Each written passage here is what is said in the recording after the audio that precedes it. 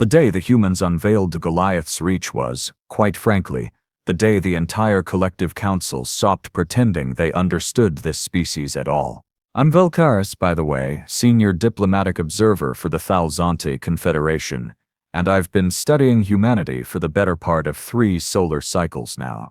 I thought I'd seen it all: the improvised weaponry, the absurd tolerance for G-forces that would liquefy most sentient beings, their baffling insistence on putting caffeinated beverages before tactical planning. But this was something else entirely. The reveal happened at the Nova Station Summit, neutral ground, 47 species in attendance, all there to dust the escalating Kresh incursions along the outer territories. Standard diplomatic theater. Lots of posturing, minimal action. The Kresh had been getting bolder, hitting colony worlds with their dreadnought-class vessels.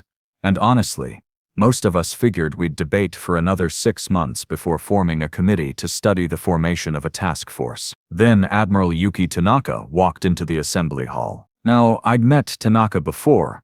Brilliant tactician, disturbingly calm under pressure, had this unsettling habit of smiling when discussing casualty projections. She strode up to the central podium, her dress uniform crisp enough to cut glass, and didn't even bother with the customary pleasantries. "We've built something," she announced, and the holographic display behind her flickered to life. At first, I thought there was a malfunction. The scale couldn't possibly be right. The vessel rotating slowly in the projection was, well, calling it a ship felt inadequate. It was a mobile battle station, a monument to human excess. A warship so preposterously massive that my translator implant briefly crashed trying to process the dimensions. 12 kilometers long, Tanaka continued, her voice carrying that particular human quality I'd learned to toto as barely suppressed satisfaction. Titan-class designation. We're calling her Goliath's Reach. The Vrin ambassador, Cathessa, I believe, actually laughed. Not a pleasant sound coming from a species whose vocal cords evolved for echolocation in methane atmospheres. Impossible, she clicked. The power requirements alone, the structural integrity needed for a vessel of that size would require 17 fusion cores operating in synchronized cascade, Tanaka interrupted smoothly. Plus a 0-point energy matrix for backup. Yes, we're aware of the conventional limitations. We decided conventional was boring. I felt my secondary heart skip. The humans had done it again. They'd looked at the established rules of physics, shrugged, and found a workaround through sheer stubborn refusal to accept limitations. The projection zoomed in, revealing details that made several council members physically recoil. The hull wasn't just armored, it was layered with some kind of reactive plating that shimmered like oil on water. Weapon batteries dotted the surface like the scales on a Terran porcupine railguns, plasma cannons, missile silos that could probably house small corvettes. The main spinal cannon, Tanaka said, highlighting a structure running the entire length of the vessel, can punch through a standard dreadnought's shields and hull plating in a single discharge. We've tested it, repeatedly. The Kresh are welcome to verify this personally if they'd like. Ambassador Drexnall of the Kresh Dominion went very, very still. For a species that communicated aggression through elaborate threat displays, his sudden silence spoke volumes. But it was Chief Engineer Rafael Santos who really drove the point home when he took over the presentation. Where Tanaka was all military precision, Santos had this almost manic enthusiasm that made me deeply uncomfortable. "So, here's the fun part," he began, and I immediately wanted to leave the room. Nothing good ever followed when humans described something as fun. We designed the Goliath's Reach to be modular. See these sections here? He pointed to what looked like entire city blocks attached to the main superstructure. Deployable battle platforms. They can detach, operate independently with full combat capability, then reattach for maintenance and rearming. Essentially, we built a carrier that's also a battleship that's also a mobile fortress that can split into a small fleet if the situation calls for it. "That's obscene," muttered Ambassador Shkar of the Polythene Compact, speaking for probably the first time in recorded diplomatic history. The Polythene rarely got emotional about anything. They processed information with crystalline logic, no passion, no excess. Seeing one of them genuinely disturbed, was like watching a mathematical equation have an existential crisis. Santos just grinned wider. Oh, we're just getting started. The hangars can support 400 fighter craft, plus dropship capacity for a full marine division. We've got manufacturing facilities on board, hydroponics bays, enough supplies to operate independently for 2 years without resupply. Theoretically, we could park this thing in orbit around a hostile world and just wait, run drills, host movie nights. Eventually, they'd surrender just to make us leave. The truly terrifying part? He wasn't joking about the movie nights. Lieutenant Commander Nalani Okafor stepped forward next, her technical presentation focusing on the defensive systems. Energy shields operating on a rotating frequency spectrum to prevent adaptation, she explained, her Nigerian accent clipped and professional. Point defense grids with AI-assisted targeting. Automated repair drones.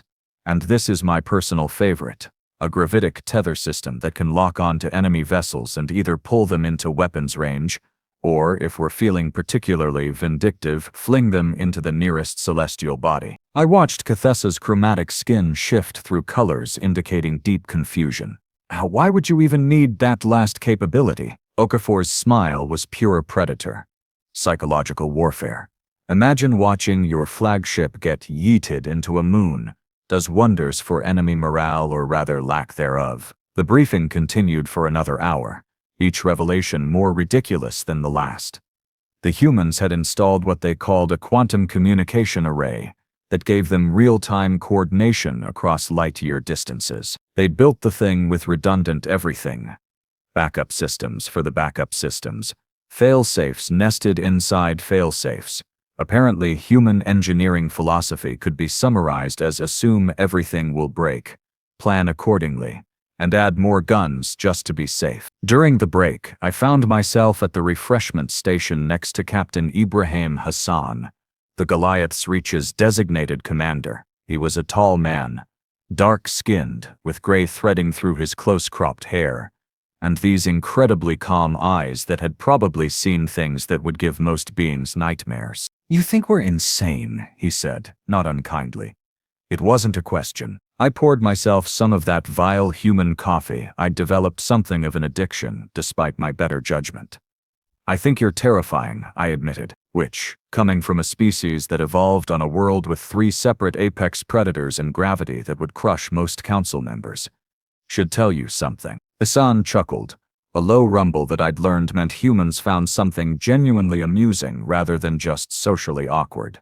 Want to know the really funny part? This isn't even our largest project. It's just the one we're willing to show you. My manipulator appendages trembled, nearly spilling my coffee. Excuse me, classified, obviously. But let's just say the Goliath's Reach has siblings. We learned a long time ago, back on our own world.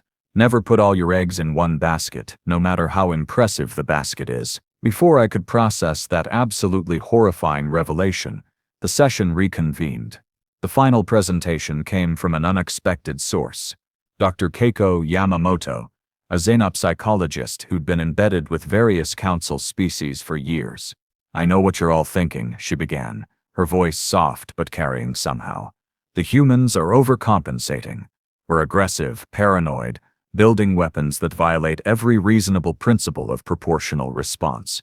And you're not wrong, we absolutely are those things. But let me explain why." The display shifted, showing historical footage from Earth. Wars. So many wars. Humans fighting each other with increasingly creative methods of destruction across every conceivable environment: land, sea, air, eventually space itself. "We came from a Deathworld," Yamamoto continued. "Everything on our planet tried to kill us, so we got very good at killing back. But here's the thing, we also got very good at surviving. At adapting, at building bigger, stronger, more resilient systems. Because we had to. It's not just paranoia, it's pattern recognition honed over millions of years of evolution." She pulled up a chart showing the Kresh expansion vectors over the past decade. "You're all hoping diplomacy will solve this.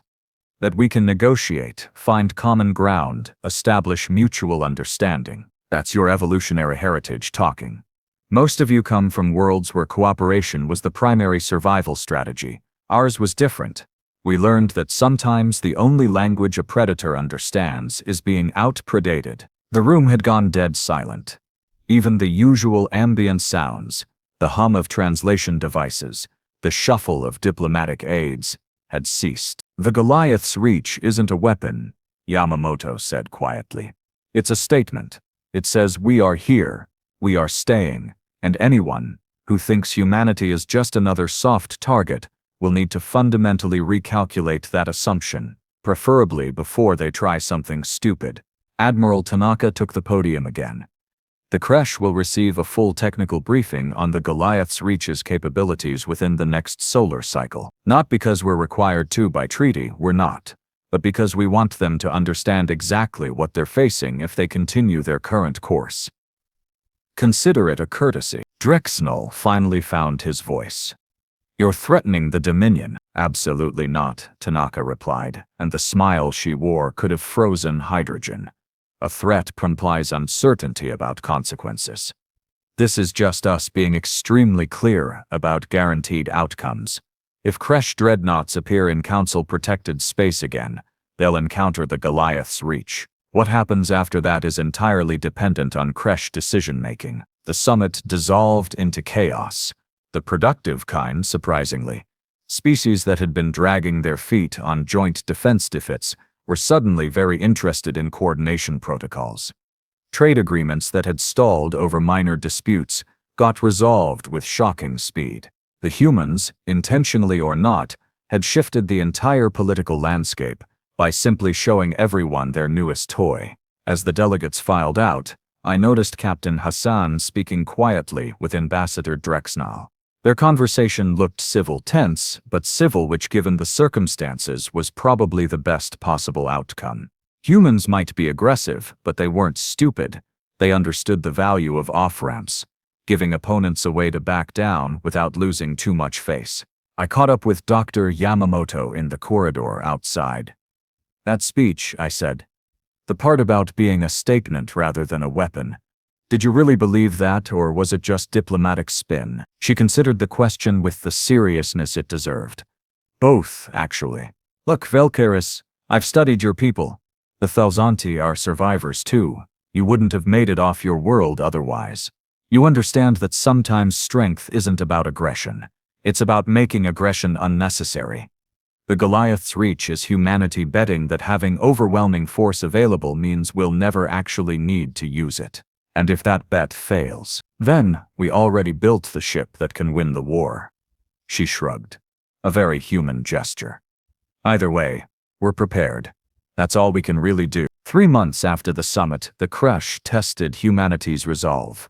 Because of course they did. I was aboard the diplomatic frigate Coherence, monitoring trade negotiations near the Talus sector when the emergency broadcasts started flooding every channel. 6 Kresh dreadnoughts had entered the Proxima refuge system.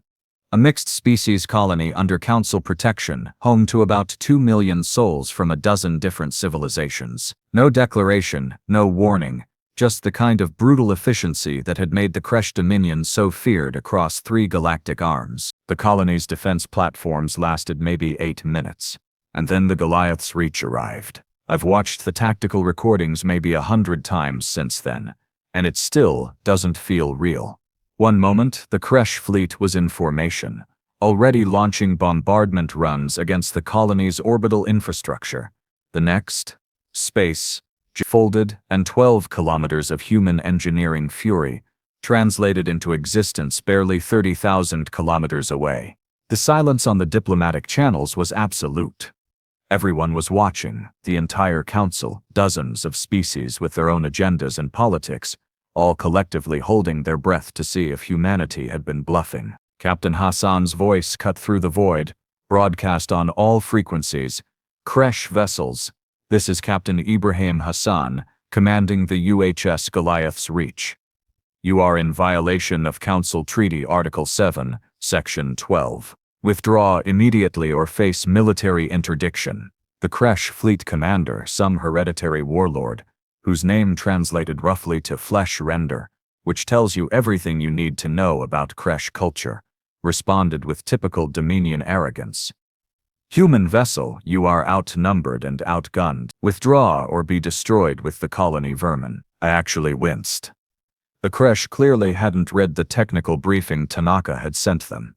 Or they had, and their cultural programming simply wouldn't allow them to acknowledge that something else might be stronger. Hassan's reply was almost gentle. Sir, I strongly encourage you to reconsider. My crew is having lunch right now. I'd really prefer not to interrupt their meal schedule for this. Lieutenant Commander Okafor's voice came through on the tactical net. I was monitoring about 15 different channels simultaneously by that point, my translator implant working overtime. Captain, weapons are hot. Point defense online. Fighters prepped for launch, but honestly, I don't think we'll need them. Agreed, Hassan said. Let's keep this simple. Target the lead dreadnought. Spinal cannon. 30% charge, 30%. Not even half power. The Goliath's reach pivoted with impossible grace for something that massive. The spinal cannon, that obscene weapon running the entire length of the vessel, began accumulating energy, visible even to our long-range sensors, as a building luminescence along the ship's spine. Fleshrender apparently decided to call the bluff. His flagship opened fire, every weapon battery unleashing simultaneously. Plasma bolts, kinetic slugs, some kind of exotic particle beam I didn't recognize, all of it converging on the human warship in a display that should have vaporized any conventional vessel. The Goliath's reach's shields didn't even flicker. Rude, Hassan commented mildly. Okafor, you may fire when ready. The spinal cannon discharged. I'm not sure I can adequately describe what happened next. The weapon didn't just fire, it rewrote local space. The beam was this incandescent lance of concentrated fury that crossed the distance to the Kresh flagship in a microsecond. The dreadnoughts' shields, rated to withstand sustained bombardment from a dozen cruisers, collapsed like wet paper. The beam punched through the hull, through the interior, through the far side, and kept going for another few thousand kilometers before finally dissipating. The Kresh flagship split in half, atmosphere venting in glittering clouds, secondary explosions rippling along its dying length. 30%, Rafael Santos said over the engineering channel, and I could hear the satisfaction in his voice. Still within optimal parameters. No stress on the focusing array. Beautiful. The remaining 5 Kresh dreadnoughts just stopped. You could almost see the collective recalculation happening among their command crews. Everything they thought they knew about force projection and military superiority had just been fundamentally invalidated. Hassan gave them exactly 10 seconds of silence to process. Then, Kresh fleet, I will repeat this once. Withdraw immediately, or I will demonstrate what a full power discharge looks like. You have 60 seconds to begin your jump sequences. They jumped in 45. The cleanup took hours. The colony was damaged but intact. The Kresh hadn't had time to do significant harm before the Goliath's reach intervened. Rescue operations for the destroyed flagship's crew were coordinated by, of all people, the human ship itself. Hassan deployed medical teams and recovery drones, pulling over 300 Kresh survivors from the wreckage. I managed to get a shuttle over to the Goliath's reach during the stabilization efforts. Partly for official observation duties, partly because I absolutely had to see the inside of this thing. The hangar bay alone was staggering, a cathedral of military functionality where entire squadrons of fighters sat in neat rows like sleeping predators. A young pilot, callsign Dancer, gave me a brief tour, her enthusiasm infectious despite the recent violence. See those? She pointed to a series of modified interceptors. We've been running combat drills every other day since launch. Captain insists on readiness, but honestly, I think he just likes keeping us sharp. Half the crew has been placing bets on how long it'll take before we see real action again. After this? I gestured vaguely at the tactical displays still showing the debris field. I suspect those bets just got more complicated. She laughed. Humans laugh so easily. Even after combat. It's both charming and slightly disturbing. True. Though between you and me, most of us figured it'd go down something like this. Humans have this thing where we prepare for the worst and hope for the best. Usually works out. I eventually made it to the bridge, where Captain Hassan was coordinating with Admiral Tanaka and Dr. Yamamoto via quantum link. The command center was controlled chaos. Dozens of crew members at stations, holographic displays everywhere, and an almost palpable sense of professional competence. Hassan noticed me and waved me over. Vel'karis. Good timing. We're just discussing next steps. Admiral Tanaka's projection looked pleased, which was somehow more unsettling than when she looked serious. The council is convening an emergency session. Apparently, our little demonstration has prompted some serious reconsideration of defense postures across the board. Little demonstration. I couldn't help the incredulous tone. You vaporized a dreadnought with a single shot. 30% charge, Dr. Yamamoto interjected. We could have done it at 15. Hassan was being deliberately overwhelming to minimize casualties. If we'd just scared them off without proving capability, they'd have come back with reinforcements. The logic was sound, if typically human in its directness. Show overwhelming force once to prevent having to use it repeatedly. Over the next few weeks, the political landscape shifted dramatically. The Kresh Dominion formally requested negotiations, not surrender. Their pride wouldn't allow that, but a genuine diplomatic dialogue. Other aggressive species suddenly became much more interested in peaceful resolution of disputes.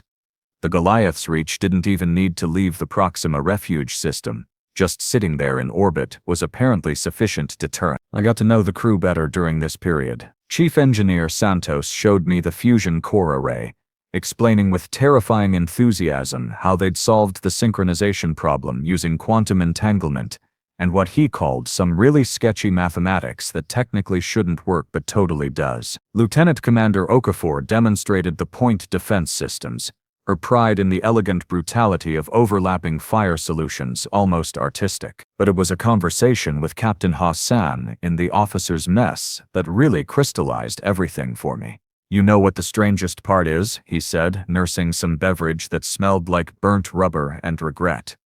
We didn't build the Goliath's reach because we wanted to conquer anyone. We built it because we're terrified. I must have looked confused because he continued. Humanity spent thousands of years being the scariest thing on our planet. We adapted to being apex predators, developed all these capabilities for violence and survival. Then we got to space and realized we're actually kind of mid-tier by galactic standards. There are species older than us, stranger than us, with technologies we barely understand. That's deeply uncomfortable for us. So you built the biggest warship in known space. We built insurance. He smiled slightly. Look, the Goliath's reach isn't really about the Kresh or any specific threat. It's about making sure humanity has a seat at the table that can't be taken away. We're still figuring out this whole galactic community thing, and we needed to ensure we'd have time to learn without someone deciding we were easy prey. Dr. Yamamoto joined us, apparently having overheard. It's also about projection, she added. Humans are pack animals. We think in terms of tribes, nations, now species. The Goliath's reach is us declaring our tribe's boundaries and capabilities. It's very primal, actually. The same instinct that made our ancestors mark territories, just scaled up a few thousand times. The Kresh negotiations concluded 3 months after the Proxima incident. The treaty was actually pretty reasonable, established clear boundaries, created trade protocols, even set up cultural exchange programs. Turns out when you remove the question of military dominance from the equation, you can focus on actual diplomacy. Ambassador Dreadnoughts visited the Goliath's reach as part of the signing ceremony. I happened to be there, documenting everything for the council archives. The Kresh ambassador walked the corridors with obvious tension, his threat display appendages twitching despite his best efforts at diplomatic composure. Captain Hassan gave him the full tour, professional and courteous. When they reached the observation deck overlooking the spinal cannon assembly, Dreadnoughts finally spoke what everyone had been thinking. You humiliated the Dominion. Hassan didn't flinch. I stopped a massacre and preserved as many lives as possible, including Kresh lives. Your people got medical treatment, repatriation, even compensation for the flagship's loss. That's not humiliation. That's mercy. We are warriors. We do not need mercy. Everyone needs mercy sometimes. Hassan's voice was quiet but firm.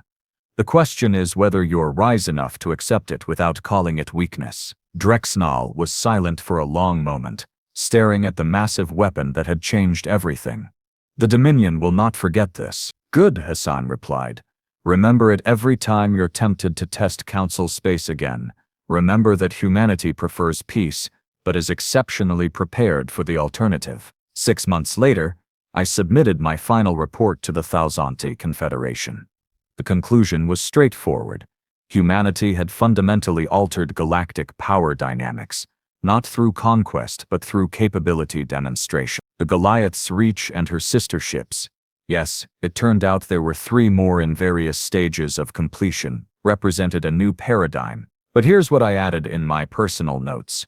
The parts that wouldn't make the official record. Humans are terrifying because they're so much like us. Just more so. They cooperate, they build, they dream.